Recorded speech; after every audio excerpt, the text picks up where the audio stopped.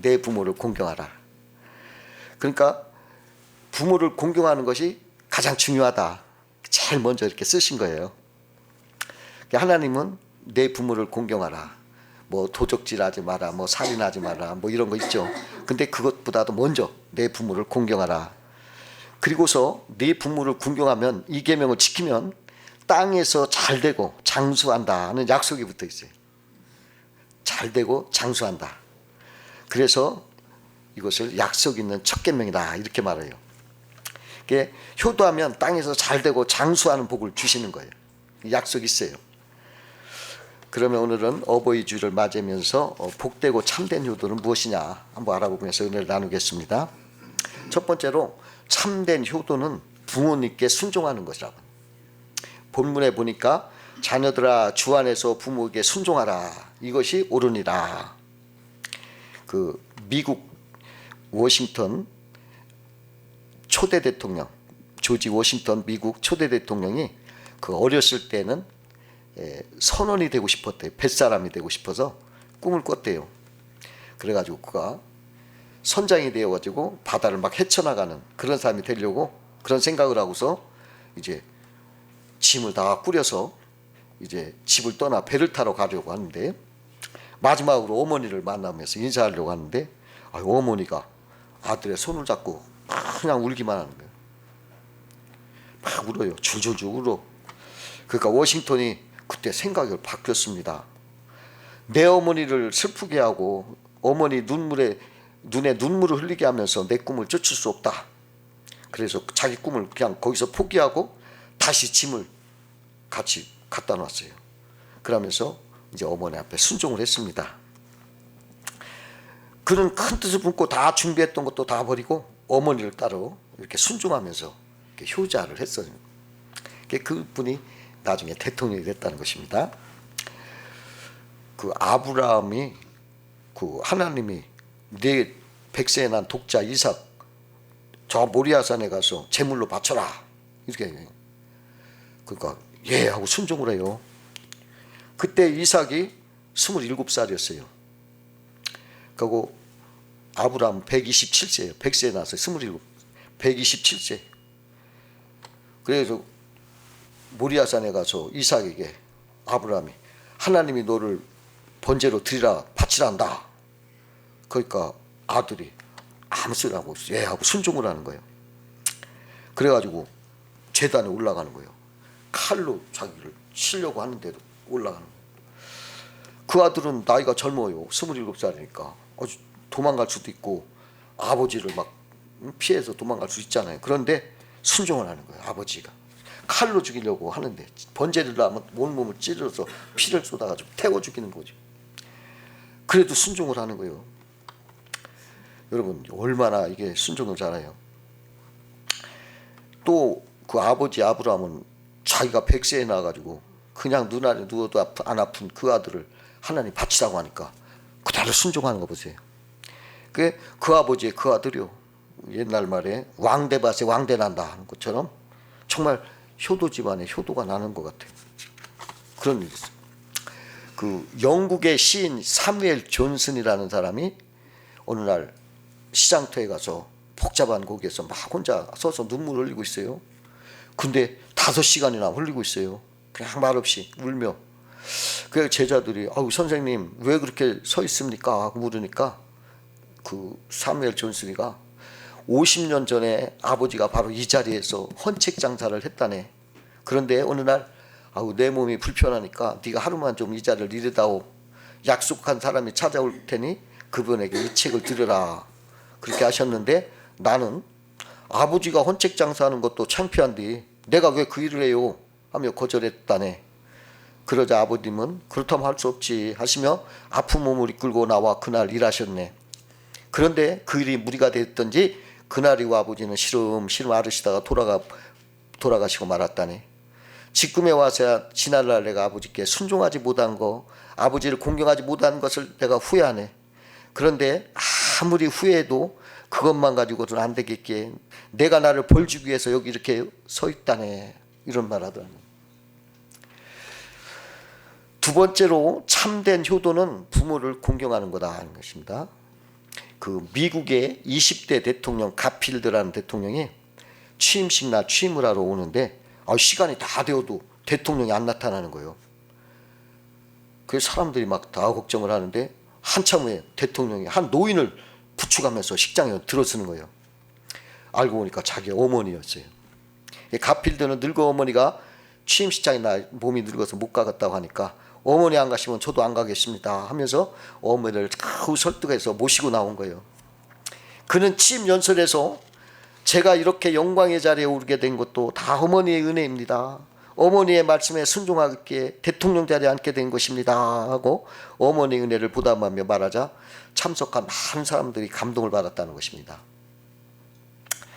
그 나폴레옹이라는 사람이 폴란드를 막 침략했을 때 거기 농촌에 살던 영주 한 분이 나폴레옹 황제와 그 부하들을 이렇게 만찬에 초대했어요.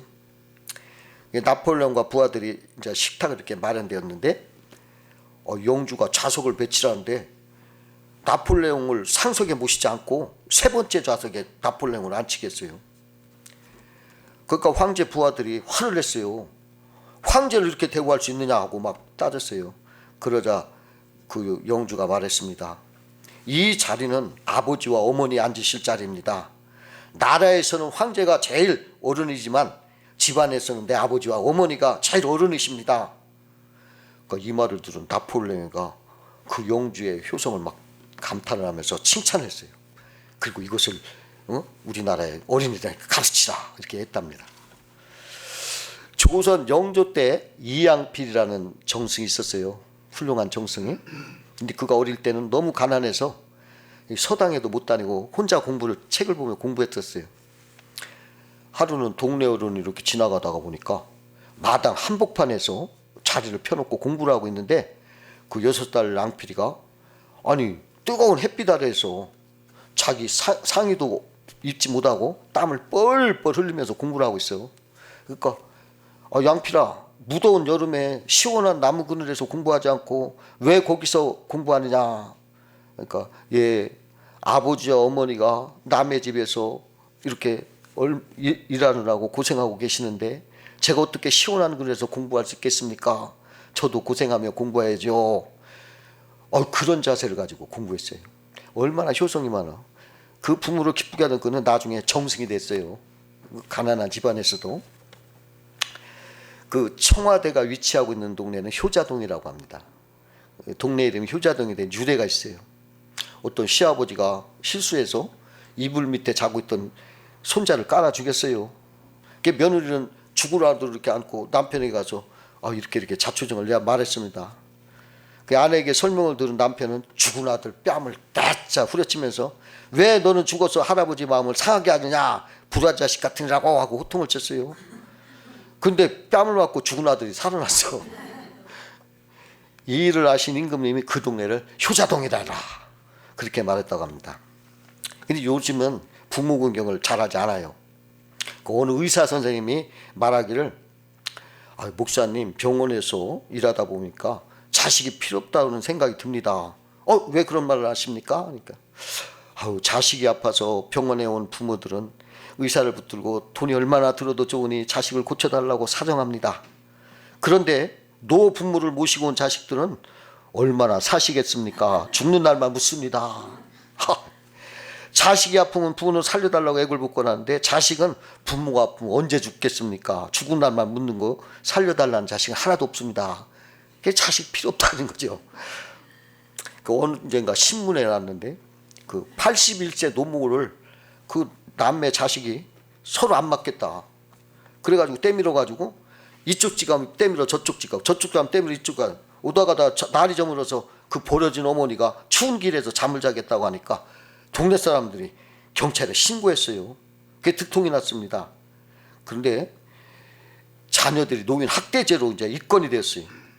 그때 노모가 아니다. 내가 자식을 그렇게 한 게 아니라 내가 길을 잊어버려서 놓았다 이러면서 자식은 재미가 없다 막 이러면서 잘못 없다 내가 길을 잃어버린 거다 하고 끝까지 자식을 자기를 나 못 모시다고 가라고 오빠네 집에 가라 동생 여동생 집에 가라고 서로 하다 가운데서 추운 겨울날 길바닥에서 자게 되는 그러한 학대를 받고서도 자식들을 변호하려고 땀을 흘리더라는 거예요. 이게 부모의 마음이에요.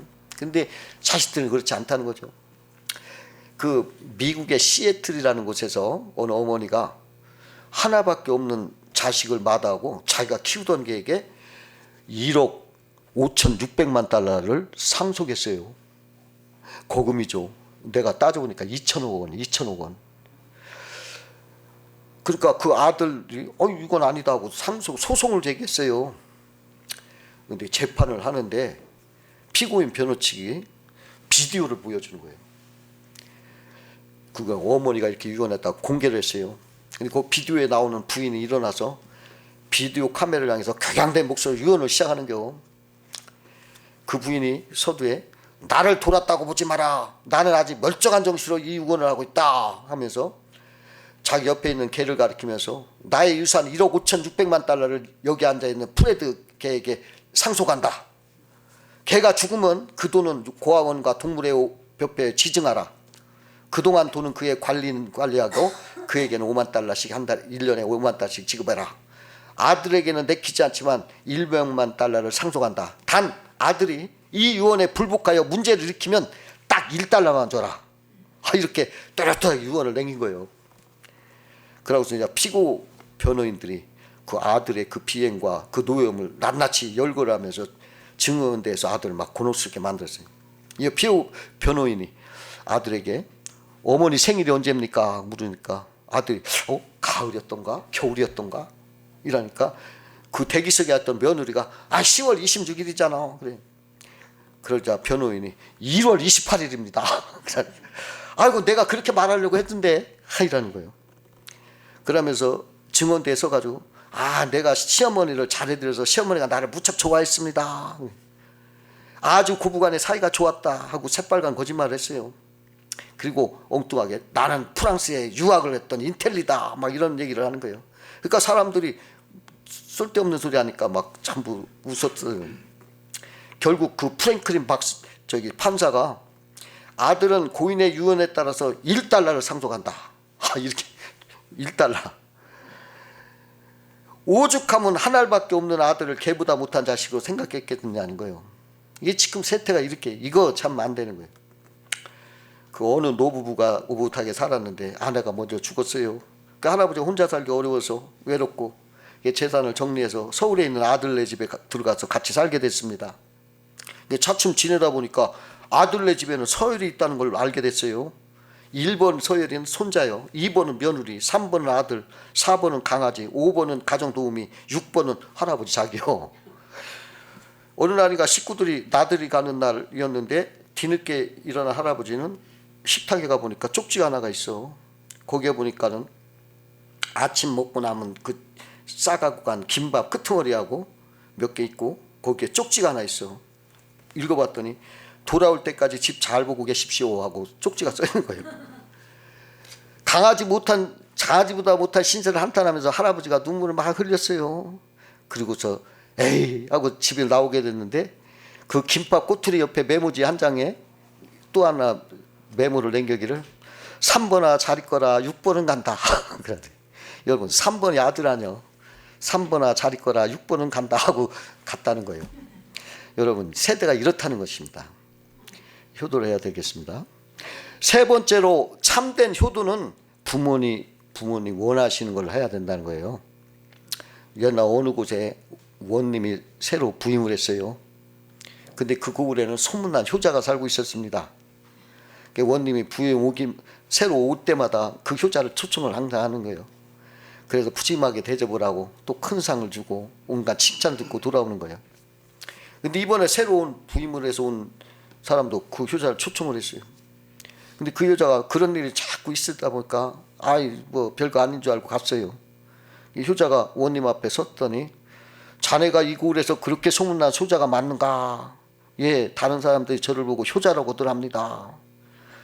그러자 원님이 그럼 자네 부모 형편은 어떤가 묻습니다. 효자는 자랑스럽게 제 어머니는 15년 전에 세상을 떠나셨고 아버지 한 분이 지금 외롭게 살아가십니다. 그래서 제가 얼마나 외로운가를 생각하고 외롭지 않게 해드리려고 최선을 다해서 불편이 없도록 지극정성 다해 온갖 시중을 다 듭니다.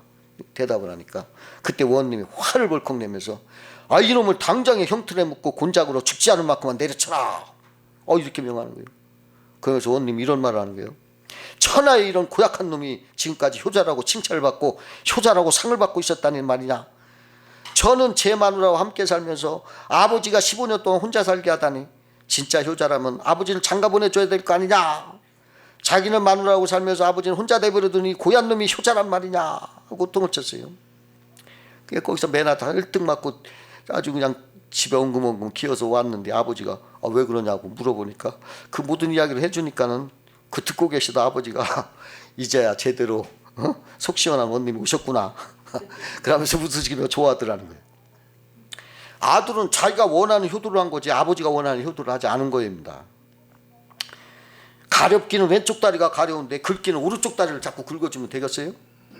부모의 참뜻을 헤아리고 참된 효자가 돼야 되는 거예요.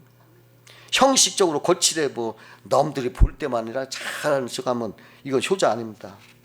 정말 부모님이 원하시는 게 뭐냐 그 원하시는 걸 해드리는 게 참 효도입니다. 그 일본의 어느 대학에 외아들 대학생이 있었는데 아주 효자였어요. 근데 한 번은 방학이 돼서 집에 갔는데 친구 하나가 저 효도를 나도 배우고 싶다고 따라갔어요. 어떻게 효도 하나 갔는데 실망을 했어. 어떻게 하느냐면 그 연세 많으신 홀어머니한테 자꾸 심부름을 시키는 거예요. 그 아들이 엄마 비누 좀 갖다 줘요. 또 어머니 수건 좀 갖다 주세요. 어머니 냉수 좀 하나 주세요. 그 친구가 보다 못해 자네가 효자라고 해서 이렇게 배우러 왔는데 이게 뭐냐 실망했네. 그러니까 자네가 직접 할 수 있는데도 홀어머니 심부름을 시키는 게 어딨나 하고 화를 냈더니 그 친구가 웃으면서 대답하기를 물론 내가 내 손으로 갖다 쓸 수도 있어. 그렇지만 어머니는 내 요구를 들어주시는 것을 너무 기뻐하시고 행복해 하셔. 어머니를 기쁘게 하려고 일부러 그렇게 하는 거라네. 그러더라는 거예요. 이게 참된 효도는 부모님이 원하시는 것을 이렇게 해드리는 것이다. 내 뜻대로 막 옛날 보면은 막 자기 아버지 어머니가 불편해서 좀 눕고 싶은데도 막 이렇게 세워서 막 옷 입혀놓고 막 자랑을 해요. 사람들 나 이렇게 효도한다고. 괘씸한 놈이지. 그러면 안 됩니다. 어머니 원하는 대로 해줘야 돼요. 네 번째로 참된 효도는 부모님이 살아계실 때 기쁘게 해라. 자녀는 부모님이 생존하실 때 즐겁게 해드려야 한다는 거예요.